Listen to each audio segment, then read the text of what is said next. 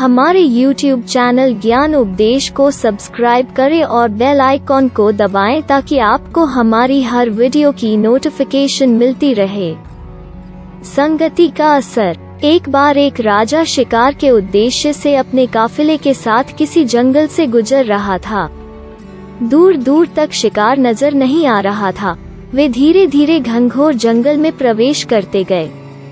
अभी कुछ ही दूर गए थे कि उन्हें कुछ डाकुओं के छिपने की जगह दिखाई दी। जैसे ही वे उसके पास पहुँचे कि पास के पेड़ पर बैठा तोता बोल पड़ा, पकड़ो पकड़ो, एक राजा आ रहा है। इसके पास बहुत सारा सामान है, लूटो लूटो, जल्दी आओ जल्दी आओ। तोते की आवाज सुनकर सभी डाकू राजा की और दौड़ पड़े। डाकुओं को अपनी ओर आते देखकर राजा और उसके सैनिक दौड़कर भाग खड़े हुए। भागते भागते कोसों दूर निकल गए। सामने एक बड़ा सा पेड़ दिखाई दिया। कुछ देर सुस्ताने के लिए उस पेड़ के पास चले गए। जैसे ही पेड़ के पास पहुँचे कि उस पेड़ पर बैठा तोता बोल पड़ा, आओ राजन, हमारे साधु महात्मा की कुटी में आपका स्वागत है।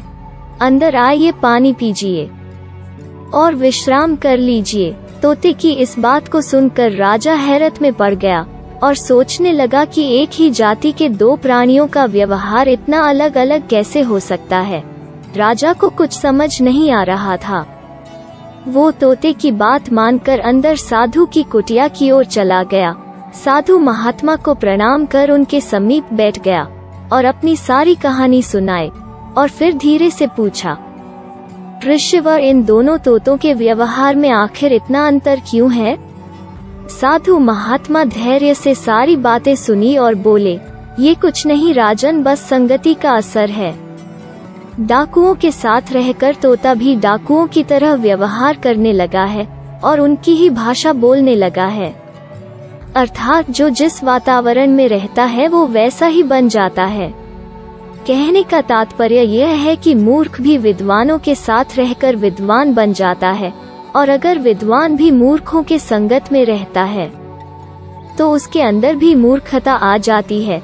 इसलिए हमें संगति सोच समझ कर करनी चाहिए। अगर ये वीडियो आपको अच्छी लगी तो इस वीडियो को शेयर करें और हमारे YouTube चैनल ज्ञान उपदेश को सब्सक्राइब करें।